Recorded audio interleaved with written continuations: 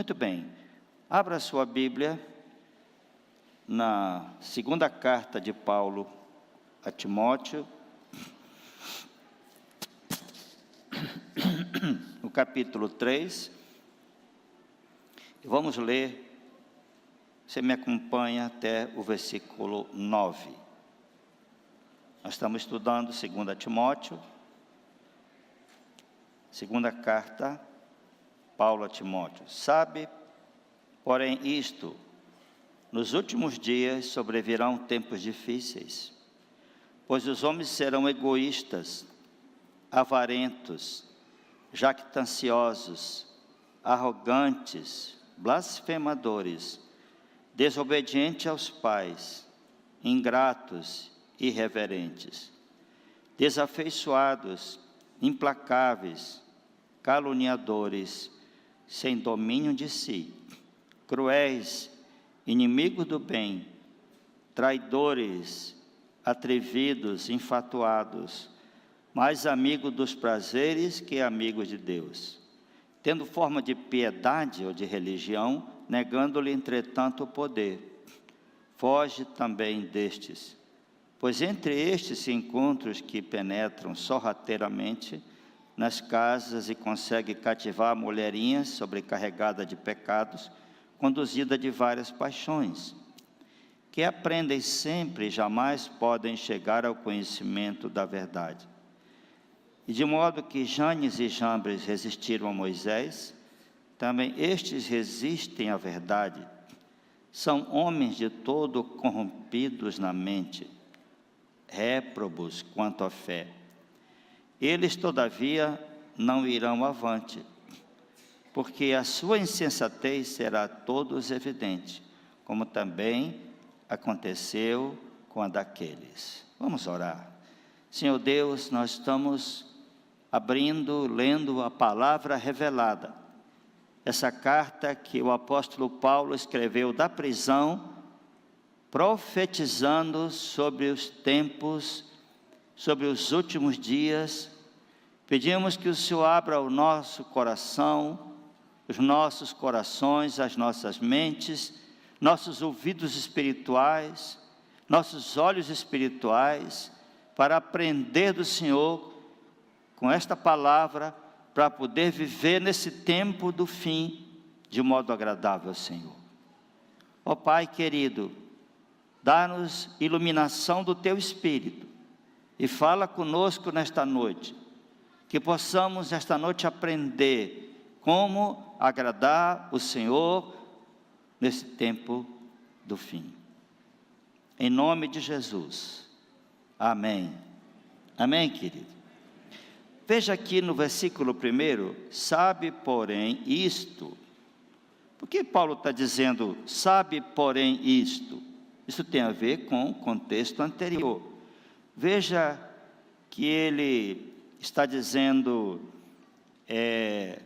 no verso 24 do capítulo 2, ora, é necessário que o servo do Senhor não viva a contender, sim, deve ser brando para com todos, apto para instruir, paciente, disciplinando com mansidão os que se opõem, na expectativa de que Deus lhes conceda não só o arrependimento para conhecerem plenamente a verdade, mas também o retorno à sensatez, livrando-se eles do laço do diabo, tendo sido feitos cativos por ele, para cumprirem a sua vontade. Paulo está dizendo, olha, Timóteo, vamos instruir com paciência, disciplinar com mansidão, na expectativa que essas pessoas, e o contexto é de pessoas que estavam ensinando heresias. No verso 16, 17, você encontra aqui, como também no capítulo 1, no verso 15, e Paulo chega a citar nome de 4 pessoas. No 1,15 ele chama Fígelo e Hermógenes, que abandonaram a fé.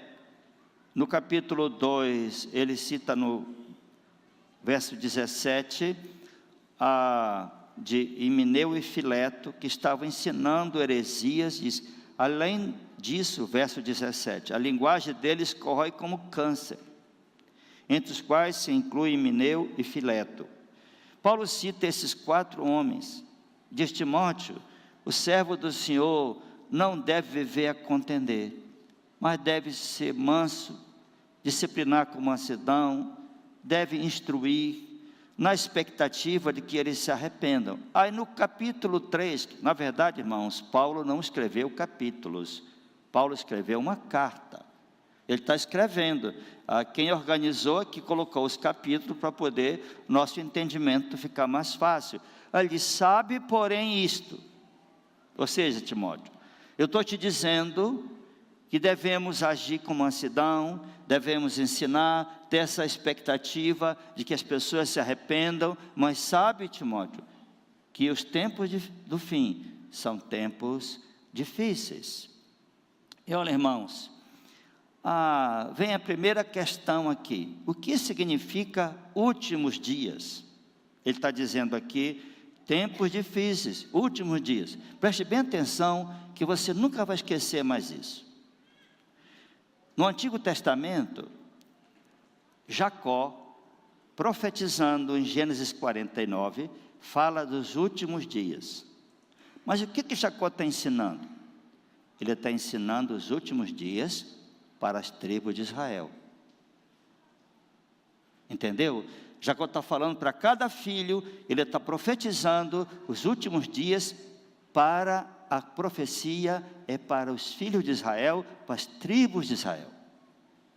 Daniel, no capítulo 2, recebe a revelação, porque o rei Nabucodonosor teve um sonho, e ninguém sabia o sonho. Ele chamou os magos e disse: se vocês não revelarem, vocês vão morrer tudinho. Eles disseram: seu rei, tem um hebreu aí, que tem o dom de revelar sonho, chama ele.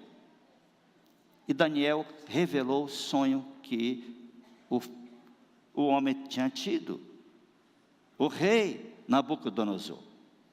O rei não lembrava o sonho, ele só sabia que era um sonho terrível, precisava lembrar e saber a interpretação. E Deus dá a Daniel o sonho e a interpretação. Aí Daniel fala dos últimos dias. Mas o que ele está se referindo? Os últimos dias até a vinda do Messias. Ele vai revelando sobre a Grécia, sobre Roma, que é isso que a profecia fala de reinos, nações, mas a profecia vai até a vinda do Messias. E o que Paulo está dizendo aqui dos últimos dias, e o que significa os últimos dias? No Novo Testamento, os últimos dias significa desde a primeira vinda de Jesus até a sua volta. Nós estamos vivendo, irmãos, esses dias difíceis. Não é que eles virão, eles estão para acabar. Um teólogo disse, eu concordo com ele: nós estamos vivendo os últimos dos últimos dias. Se isso vai durar mais 5, 10, 20 anos, não sei. Agora presta atenção. Esses dias são dias de ambiguidades. De um lado você vai ouvir isso que Paulo escreveu aqui e outras passagens. E de outro lado você vai ouvir do derramamento do Espírito, de Joel 2 e Atos 2. Como entender que está profetizado para os últimos dias, derramamento do Espírito, e está profetizado esse caráter terrível dos homens e mulheres? Homem aí é espécie humana. São 19 adjetivos que são terríveis. 3 já seria muito. Quando fala desafeiçoados, implacáveis, cruéis, isso aí já não precisa mais nada. Mas são 19 adjetivos, todos eles negativos, porque todos eles vêm com a partícula grega, o prefixo a, como se seria amoral, apolítico. Então todos eles são traduzidos por como está aqui. Agora presta atenção, como entender isso, irmãos? Primeiro, Nós sabemos que Pedro pregou em Atos 2, que era a profecia de Joel, pelo menos 500 anos, 400 anos, mais ou menos antes, mais de 400 anos, porque 400 anos, depois que voltaram do cativeiro, houve silêncio, e agora, então, Pedro diz que o que aconteceu no Pentecostes era o derramamento do Espírito. Muito bem. E eu sou desses, como você pode ser, e está profetizado o derramamento do Espírito sobre toda a terra. Amém, queridos? Mas, de modo ambíguo, também está profetizado coisas ruins. Jesus disse, Mateus 7, acautelai-vos dos falsos profetas, pelos seus frutos conhecereis.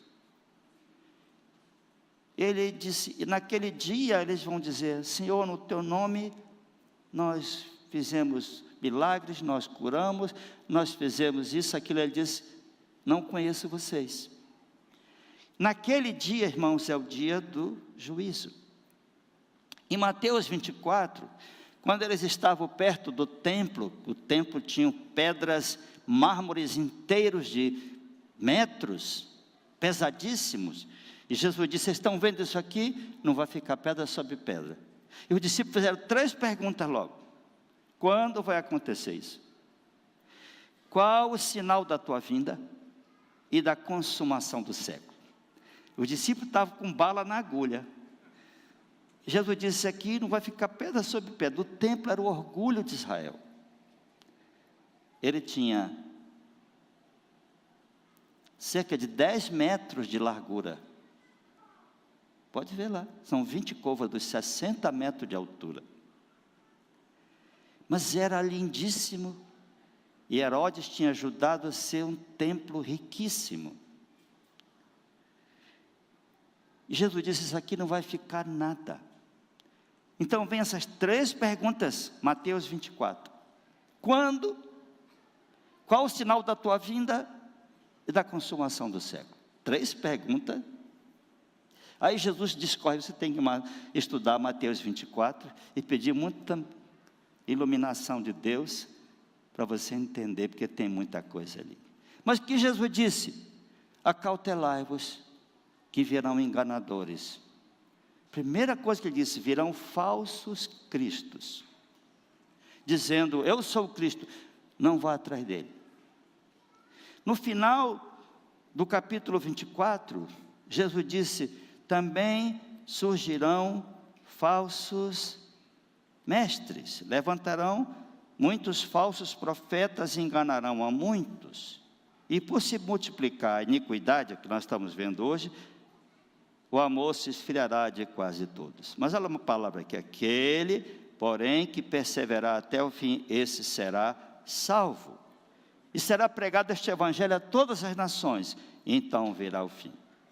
Então Jesus disse, no tempo do fim, cuidado, falsos cristos, falsos profetas, e o apóstolo Pedro, na sua segunda carta, ele diz no capítulo 2, assim como no meio do povo surgiram falsos profetas, assim também haverá entre vós falsos mestres, os quais introduzirão dissimuladamente heresias, destruidoras, até o ponto de renegarem o soberano Senhor que os resgatou, trazendo sobre si mesmo repentina destruição. Muitos seguirão as suas práticas libertinas, e por causa deles será infamado o caminho da verdade, e também movidos por avareza, farão comércio de vós, com palavras fictícias.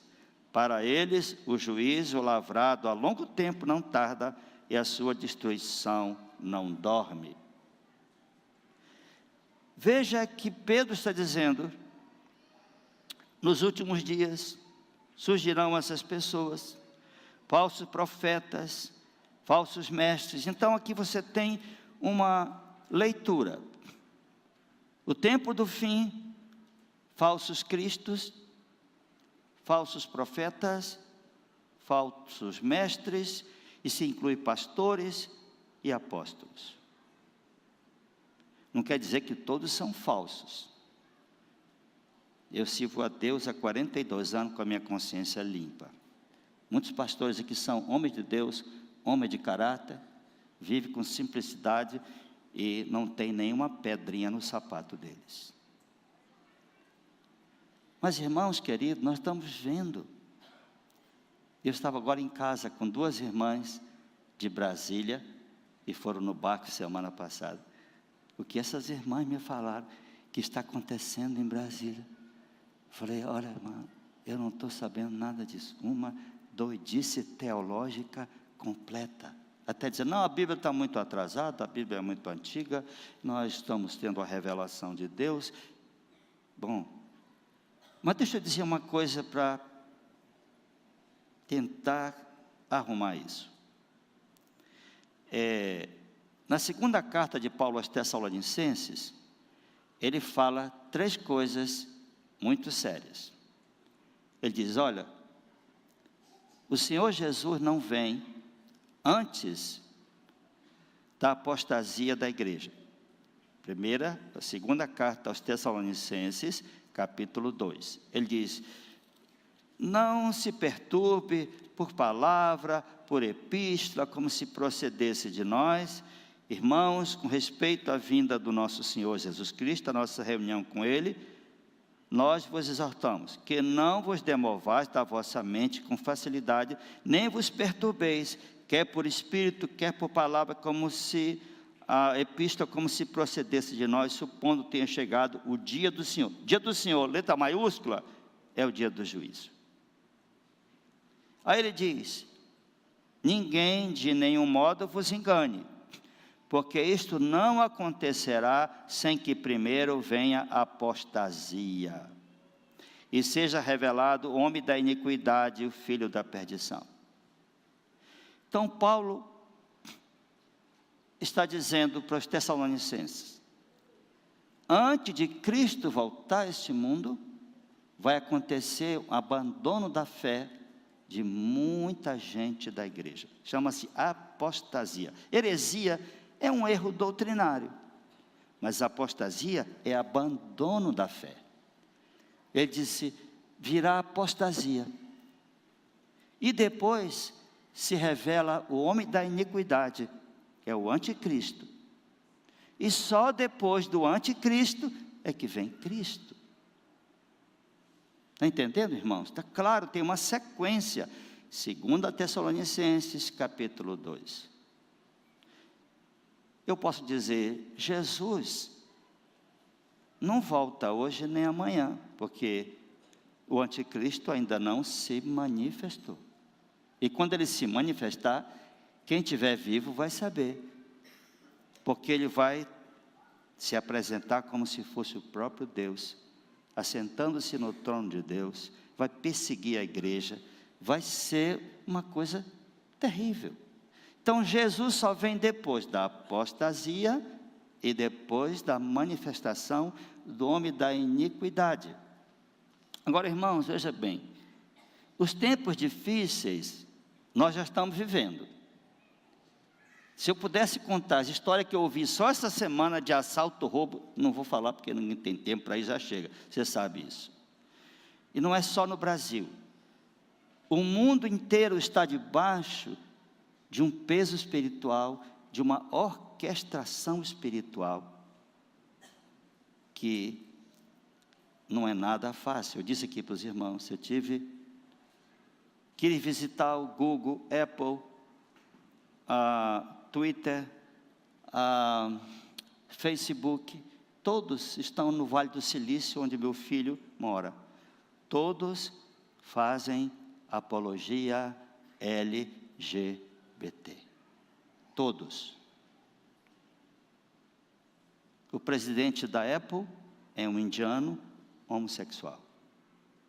O Google tem uma fachada de uns 20 metros por uns 8 ou 10 metros, com todas as cores LGBT. E roubaram de nós as cores do arco-íris, que é uma aliança para com Deus. Agora, preste atenção. Eu disse, é um tempo de ambiguidade, porque muitas igrejas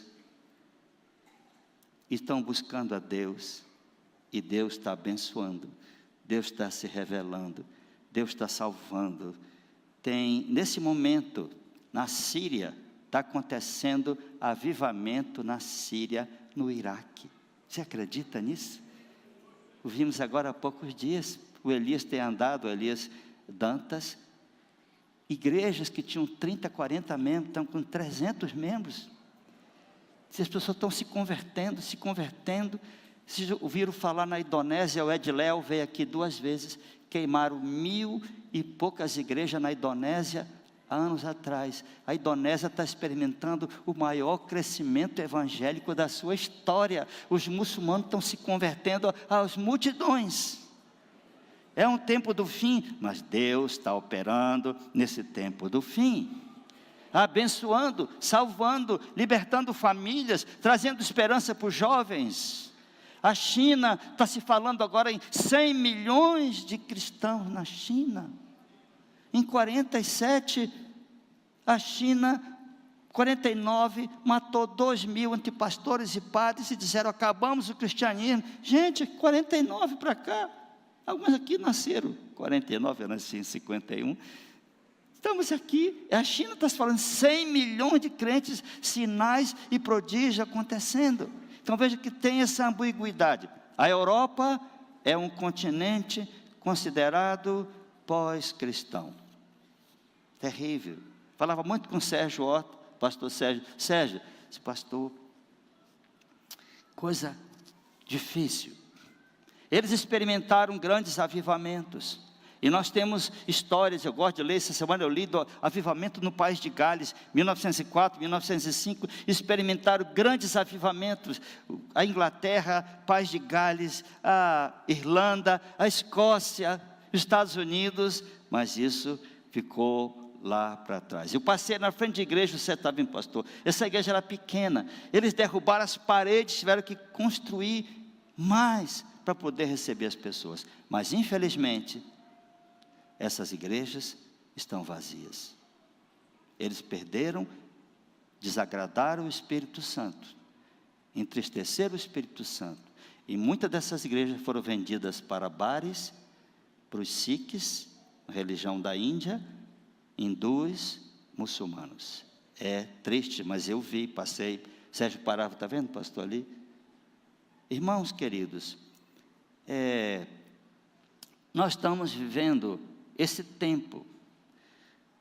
A Europa está numa situação que Deus tenha grande misericórdia, os Estados Unidos não é mais o mesmo. Por exemplo, a nossa igreja nos Estados Unidos, PCUSA, na década de 50 e 60, tinha missionários em todo o mundo, menos um país.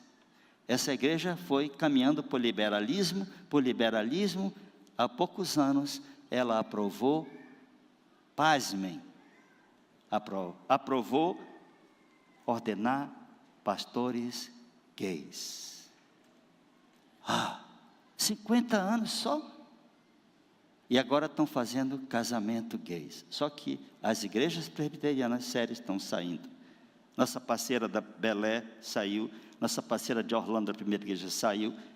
E a igreja lá que meu filho frequenta, Menlo Church, saiu, tem que pagar um grande valor em milhões de dólares para o presbitério, mas eles preferiram vender casa do pastor e tudo para pagar para sair dessa Babilônia.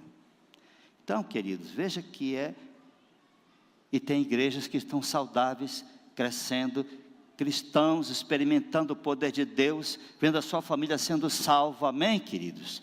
A salvação entrando em casas, em vidas, mas outros estão perdendo aquilo que tinham. Agora veja bem, o que Paulo diz aqui? Vamos voltar para o texto. Ele diz, sabe porém isto, que os tempos serão difíceis. Por que serão difíceis? E Paulo diz por quê? Por causa do caráter das pessoas. É quando ele fala homens e mulheres. Vamos devagar aqui. Os homens serão egoístas, avarentos, jactanciosos, arrogantes, blasfemadores. Vamos parar aqui. A ideia de ser egoísta é ser amigo de si mesmo. E no verso 4 ele diz: antes amigos de si mesmo do que amigos de Deus. Não é o verso 4, é no final, quando ele diz, no verso 4, verdade, amigo dos prazeres que é amigo de Deus. Então aqui está se falando do caráter das pessoas do tempo que estamos vivendo. São 19 expressões. Então depois de egoísta ele fala, são jactanciosos ou orgulhosos. Essa palavra tem a ver com fanfarrões ou gabolas. A segunda, altivos ou soberbos, o que conduz naturalmente à terceira, difamadores, porque os que têm uma opinião exagerada sobre si mesmo, a vaidade, inevitavelmente menosprezam os outros e deles falam mal. Então essas pessoas egoístas, eles estão com seu amor voltado para si mesmo e não para Deus. Deus nos chamou para amar a Deus. Se nós não amamos a Deus, nós vamos inverter esse amor para amar a nós mesmos, no sentido dos prazeres, amar animais, amar coisas, amar o dinheiro, isso é idolatria. Toda vez que você deixa de direcionar seu amor ao Senhor para outra coisa, isso é idolatria. Aí, veja que o Evangelho tem transformado muitas vidas. Eu conheço muita gente que era assim. E eu vou dizer, eu era também assim. E o Evangelho entrou no meu coração. Eu deixei a arrogância, a jactância, graças a Deus por isso. Agora, as 5 palavras seguintes podem ser, Dr. John Stott diz, convenientemente agrupadas, pois parece referir-se à vida familiar, especialmente à atitude de alguns jovens que adotam em relação aos seus pais. Os termos gregos estão todos de forma negativa, e já que tem um prefixo a, as 2 primeiras são desobediente aos pais. Nunca se viu tanto desrespeito na sociedade, de um modo geral, como agora. A Bíblia diz, filhos, honra teu pai e tua mãe, pois isto é justo. Ou seja, isso é direito. Isso segue a ordem da criação. Você vê que um animal providencia o alimento para os seus filhotes. Eu gosto de ver o mundo animal, as leoas é que caçam.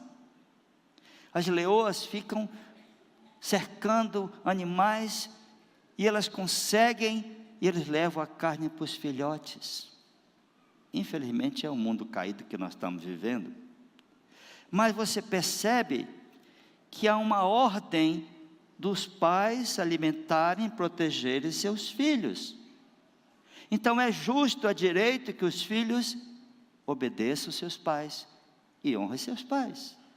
Mas ele está dizendo aqui que são desobedientes aos seus pais. E também são ingratos. Muita ingratidão. Às vezes os pais querem fazer tudo pelos filhos. Até, por favor, deixa eu dizer uma coisa. Não crie seu filho dando a eles aquilo que você não teve. Eu não tive, vou dar. Errado. Deixa eles lutarem. Ele está numa idade que começa a trabalhar, ganhar algum dinheiro, ajude-o a comprar o carro. Eles têm que trabalhar, pagar o carro e saber quanto custa cada coisa. Eles vão prosperar na vida. Mas se você faz por ele aquilo que eles podem fazer por eles, eles vão te exigir até quando eles estiver com 30, 40 anos. E aí, papai? Você vai dizer, meu filho, quem tem filho barbado é camarão. Mas você acostumou desde cedo. Então muitos pais erram porque, eu tive muita pobreza, meu filho vai ter o que eu não tive. Não, não, não, não, não. Ajuda teu filho a lutar, a conquistar, a conseguir as coisas com esforço, com luta. Ele vai ser um homem próspero. Que enquanto não é ele que compra, tudo é barato. Aí quando começa a ganhar o dinheiro, aquilo é muito caro. É caro, é. Era barato antes, porque era você que pagava. Acostume a trabalhar. O estatuto da criança é ótimo, mas o estatuto do adolescente tem que mudar. Ele não pode trabalhar, e os traficantes chamam os adolescentes. Adolescente estava na delegacia, chegou uma jornalista, sai dessa, rapaz, o que você está fazendo? Tráfico de drogas. Disse, tia, eu trabalhava numa oficina, tia, eu ganhava tantos reais por semana, tia, eu comprava meu tênis, meu sapato, ia para o cinema, tia, denunciaram, me botaram para fora, tia. Aí fui trabalhar na feira, tia, estava lá na feira, tia, depois de 6 meses denunciaram, a pessoa me botou para fora, tia, eu fui vender droga, estou aqui nessa situação, você não sabe de nada, tia, a gente quer trabalhar e não pode. Eu falei, é verdade, eu trabalhei com carteira assinada com 12 anos, nunca me fez mal aquilo, aprendi a comprar meu sapato e pagar minhas coisas desde cedo, aquilo nunca me fez falta, e estudei, fiz faculdade, trabalhando, mas o estatuto, eu vou falar com alguns políticos, vocês têm que trabalhar isso, os traficantes estão pegando nossos adolescentes, e multidão deles, agora, eu fui, essa semana, ontem no Cacau Pereira, visitar a congregação, que é um trabalho social, eu falei, Wesley, quero ir na casa de uma pessoa, ele me levou uma casa, meu Deus, eu vou mostrar, dia 23 eu vou mostrar, filmamos essa pessoa, eu disse para ele o que ia fazer, aí eu disse, ele trabalha numa escola, falei, o que você vê na escola? Eu disse, pastor, crianças pequeninas, chega lá, pastor, para poder comer a merenda, porque não tomaram café. Às da tarde, vem para a merenda, porque não almoçaram. Com fome. É muita pobreza ali. E que mais que, pastor, menino com 11 anos, 12 anos, com arma, com revólver na escola. Como? Estão a ponto de se matarem, porque são de facções diferentes. 11 anos. 12 anos, nós vamos fazer um trabalho social lá, Deus há de nos permitir, mas aqui, irmãos, dei essa devagada, mas voltar para cá, ingratos, aqui, desobedientes aos pais, ingratos, destituídos de elementar estima, também continuou o texto dizendo, irreverentes, ou sem reverência, desafeiçoados, sem afeição natural, implacáveis ou irreconciliáveis. Eu fiquei pensando aqui, cuida bem do teu filho, investe na tua família, desde cedo com os teus filhinhos, educando, amando, cuidando, para que eles cresçam nessa sociedade completamente diferente do que Paulo está dizendo aqui. Em conversas com o pastor Sérgio Horta, ele disse, aqui no Brasil não se divulga, mas crimes hediondos no Reino Unido é uma coisa terrível. E eles abandonam seus pais, seus avós, numa casa, os vizinhos só sabem que ele morreu por causa do mau cheiro, porque eles vivem abandonados, uma ingratidão, uma irreverência, uma coisa assim, que o Sérgio disse, você não tem ideia da realidade dos jovens no Reino Unido, mas veja bem, países, que o Reino Unido são 4 países, vivendo pós-cristianismo, nós estamos vivendo a bênção de Deus, irmãos, gente se converter à nossa família, a presença do Espírito Santo entre nós, oração, sala de oração, vigília, mulheres em oração. Nós estamos vivendo uma bênção, queridos, amém? Mas nós temos que cuidar bem dos nossos filhos. Das coisas que eu estou indo, quero ir 6 em 6 meses, o meu filho, na Califórnia, por causa das minhas netas, minha esposa, ensinar, conviver. Isso é o maior investimento. Eu já disse, irmãos, muitos anos eu falei isso. Se eu chegasse a ser pastor de uma igreja de 10 mil membros, a igreja está indo para isso, e eu já passei a igreja, mas se meus filhos estivessem fora do caminho de Deus, eu seria uma pessoa frustrada. Mas meus filhos estão caminhando com Jesus, graças a Deus. João disse, não tem maior alegria do que esta, de ver meus filhos andando na verdade. Essa é a maior alegria, mais do que pensar que nós somos 10 mil pessoas hoje espalhados na cidade e no interior do estado. Invista no seu filho. Isso é válido, irmãos, até para nós como líderes cristãos. Ame seu filho. Vai acordar seu filho? Coloca a mão na cabeça dele e vai acarinhando, acariciando. Deus te abençoe, meu filho. Está na hora de acordar, né? Mas Deus te abençoe nesse dia, te dê proteção, te abençoe. Vai acordando devagar e fazendo carinho nele. Deus te abençoe. Pode ser que ele tenha 10 anos, 20 anos, não interessa. É teu filho, nego. Está comendo na tua casa, está dormindo lá na cama, no quarto, usando teu ar-condicionado. Você acaricia, mas e aí? Ele se esforçar pela vida. Eu lembro, irmãos, claramente uma imagem que eu tenho. Minha mãe me acordava, eu dormia numa rede. Filho, está na hora, de manhã cedo, eu tinha um sono terrível, 6 e pouco da manhã, ela chegava, meu filhinho, está na hora da escola. Aquilo era tão gostoso, que eu ficava só para ela vir de novo, assim. Que coisa boa, mamãe, que imagem que eu tenho, gente. Tinha 6 para 7 anos, me acordando com carinho, aquilo. Eu ia para a escola com o meu tanque emocional cheio. Não tinha pai, mas a mãe fazia o papel dos dois. Veja que tem muito a ver, Dr. John Stott diz que essas palavras têm muito a ver com a família, com os filhos, desafeiçoados, implacáveis ou irreconciliáveis. Agora, as últimas 7 palavras da lista ultrapassam o recôndito familiar.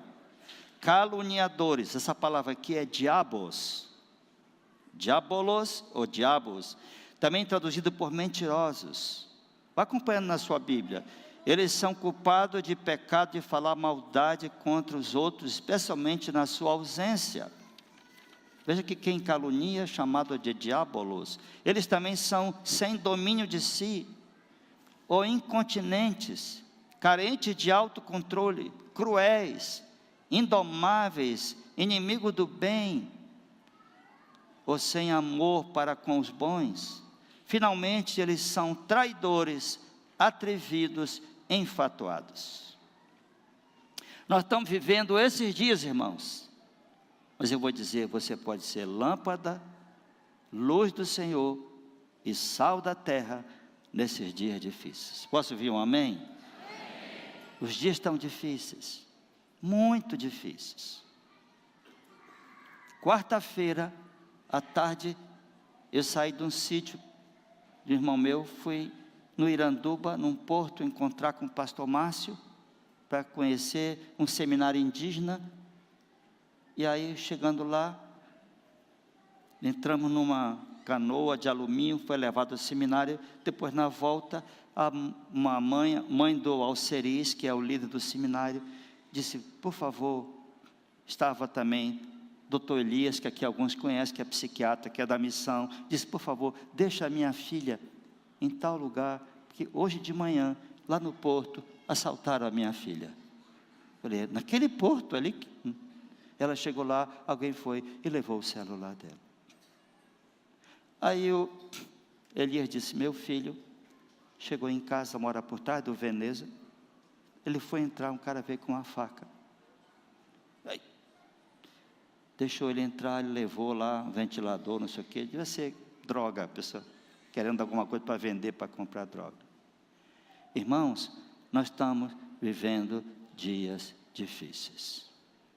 Que Deus nos guarde.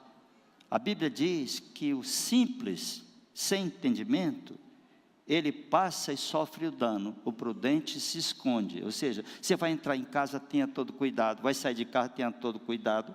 Agora, irmãos, quero ir para o final, que eu quero orar com vocês. Só o Evangelho é capaz de mudar esse quadro, com o novo nascimento, nova criação, novo coração, novas pessoas. Aqui está falando de que o caráter desse homem é egoísta. Deus nos faz altruístas. Amém? Amém, queridos? Esse egoísmo é natural. Eu queria dizer uma coisa para vocês. Dia 23 eu vou falar aqui um pouco. Nós estamos envolvidos com 1.800 crianças em projeto social da igreja. Crianças pobres, como essa do Cacau, paupérrimas, famílias pobres. Nós estamos ajudando a Margarete agora com 70 venezuelanos. E nós podemos fazer muito mais, não fazendo nada. O Salmo 41 diz que bem-aventurado aquele que acode ao necessitado.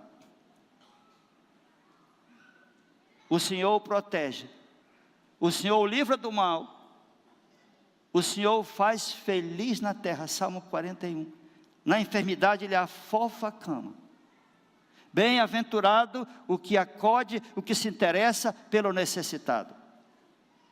Eu vou dizer uma coisa, irmãos, se nós não fizermos um trabalho social sério com crianças e adolescentes nesses dias, daqui 10 anos nós vamos ter que andar com carro blindado.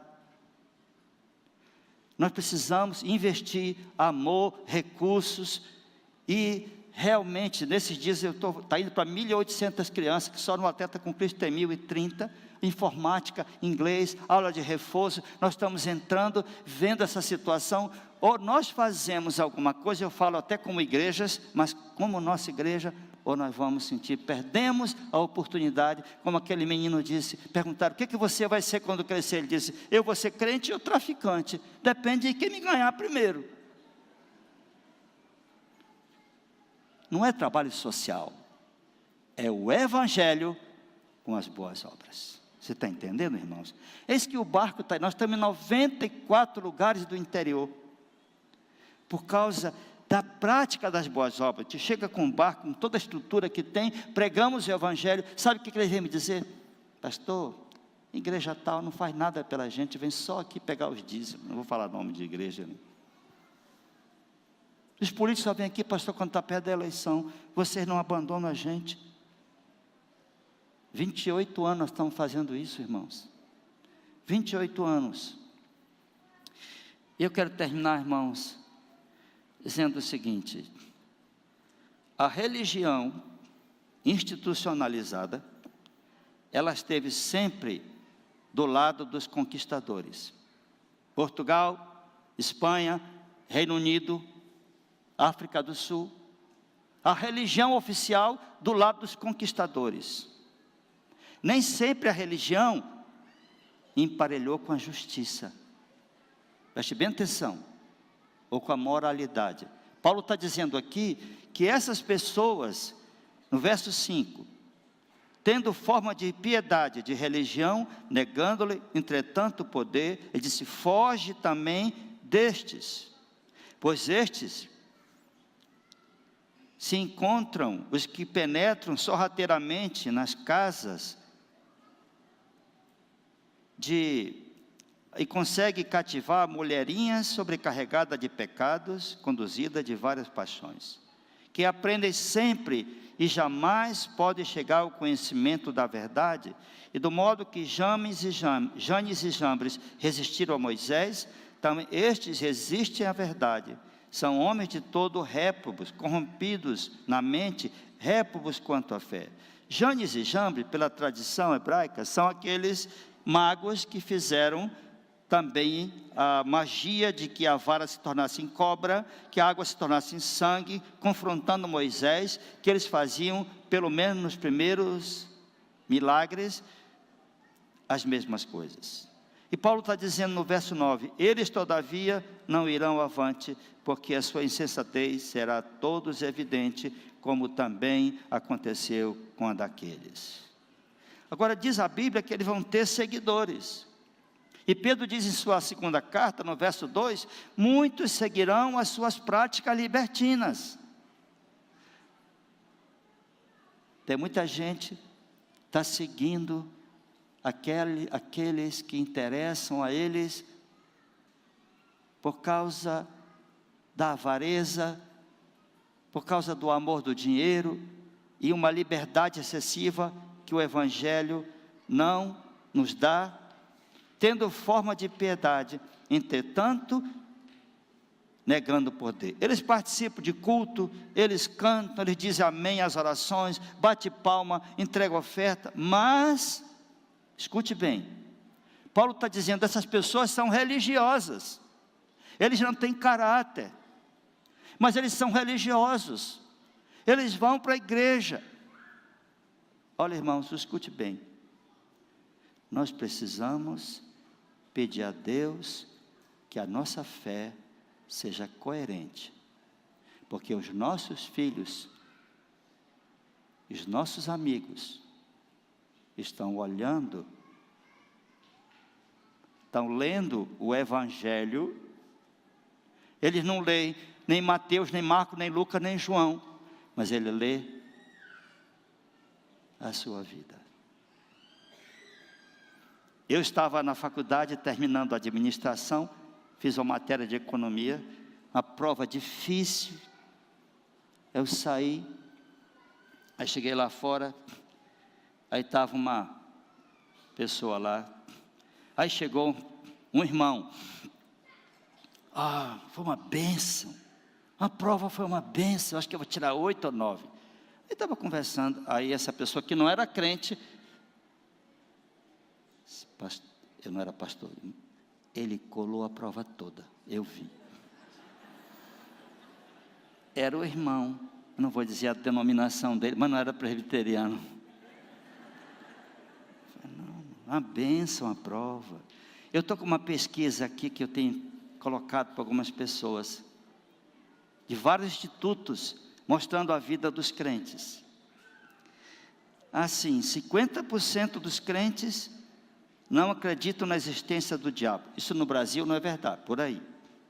45% dos evangélicos acreditam que o vício de jogar apostando não é pecado. 49% dos evangélicos acreditam que viver a dois sem se casar não é pecado. Isso já está acontecendo nas igrejas brasileiras. Não sei se esse percentual. 33% dos evangélicos nascidos de novo dizem que aborto não é pecado. Será que é isso no Brasil? Aqui em Manaus? Isso é pesquisa séria de vários institutos. Mas diz assim, 63% dos evangélicos acreditam que budistas, islâmicos e cristãos oram ao mesmo Deus. Não sabem o que estão dizendo. 74% dos jovens evangélicos trapaceiam em seu teste na escola.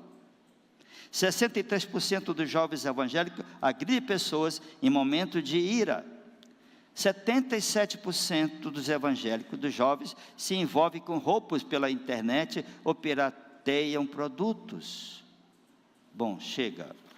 Queridos irmãos, eu queria terminar com o verso 10, que vai ser para outra mensagem. Tu, porém, tens seguido de perto o meu ensino, procedimento, propósito, fé, longanimidade, amor e perseverança e as minhas perseguições. Veja bem, esse é o mundo real que nós estamos vivendo. Esse é o caráter das pessoas que nos cercam. Mas Paulo diz, Timóteo, tu porém, e eu quero dizer, meu irmão, tu porém, segue a Cristo na tua vida. Tu porém, preserva os valores do Evangelho. Tu porém, seja uma mulher de caráter, um homem de caráter. Tu porém, dá um bom exemplo para os teus filhos. Tu, porém, teme a Deus e aparta-te do mal. Tu, porém, seja luz nessa sociedade escura. Tu, porém, preserva aquilo que o Senhor te deu. Tu, porém, se tu uma bênção. Tu, porém, pega esta palavra e leia diariamente, ore diariamente.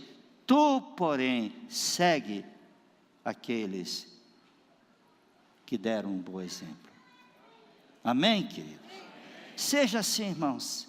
Nós podemos ser a contracultura. Na verdade, o evangelho, o cristão, ele é contracultura. Os seus valores do Sermão do Monte, nós somos contracultura. Esse mundo tem essa cultura, mas nós somos contracultura. Eu queria orar com você. Você que está nesses dias sofrendo tanta pressão espiritual, está fazendo algumas coisas erradas. Eu quero vencer minhas próprias tentações. Olha que Paulo diz em capítulo 2, aqueles homens heréticos, ensinando que a ressurreição já aconteceu. No capítulo 3, ele está falando do caráter. Sabe, irmãos, deixa eu dizer uma coisa, não tem unção de caráter. Já vi pessoas dizendo, agora eu vou orar por vocês para receber uma unção de caráter. Isso é mentira. Caráter é escolha diária. Caráter é escolha diária. Caráter é baseado em princípios. Ler a palavra de joelhos, se possível, escolher cada dia seguir o correto e não fazer o errado. Aí sim Deus dá uma unção de iluminação na palavra para você, iluminado por Deus, seguir aquilo que é verdadeiro. Vamos orar? Vamos ficar em pé. Eu quero convidar você. Você está em luta? Tem feito coisas que sua consciência não te autoriza? Eu quero me consagrar a Deus, eu quero me santificar. Eu preciso que Deus trabalhe na minha vida, porque você pode dizer, eu tenho sido um homem ou uma mulher com alguma dessas qualidades ruins. Queria terminar orando pela sua vida. Se você quer, saia do seu lugar, venha aqui à frente. Queria orar pela sua vida. Nós estamos vivendo tempos difíceis, tempos trabalhosos, tempos perigosos. Precisamos consagrar nossa vida a Deus, fazer escolhas diárias, lá no seu trabalho, não se corromper com dinheiro, cuidado com a vaidade, com orgulho, com arrogância. Se você está prosperando, ganhando dinheiro, agradeça a Deus, mas que o Senhor te livre da soberba. Se você está sendo sucesso no teu trabalho, na tua profissão, nos teus negócios, você pode dizer, Senhor, me guarde do mal, que o lugar mais perigoso para o homem é o sucesso, que vem a vaidade, vem o orgulho, que Paulo disse, Timóteo, foge das paixões da mocidade. Paixões da mocidade não é só sexo, é obstinação, é vaidade, é o desejo de reputação, de reconhecimento. Davi disse, livra-me da soberba, para que eu não caia em grande transgressão. Minha oração tem sido muitos anos, Senhor, me livra da soberba. Essa igreja é a maior igreja presbiteriana do Brasil. Não somos nós que dizemos, é o Jeremias, é o Hernandes, outras pessoas. Livra-nos da soberba, para que fiquemos livres de grande transgressão. Senhor, abençoa teu povo. Nós estamos vivendo no meio desta Sodoma, desta Babilônia, os homens e mulheres infiéis, cruéis, desobedientes, orgulhosos, cheios de jactância, mas o Senhor disse que nós somos sal da terra e luz do mundo. O Senhor nos chamou para viver uma vida santa, uma contracultura, as bem-aventuranças do Sermão do Monte. Bem-aventurados os humildes de espírito, porque deles é o reino dos céus. Bem-aventurados os que choram, que serão consolados. Bem-aventurados os pacificadores, bem-aventurados os limpos de coração. Ó Deus, dá-nos viver as bem-aventuranças. Nesse mundo perverso, livra-nos das tentações que nos cercam.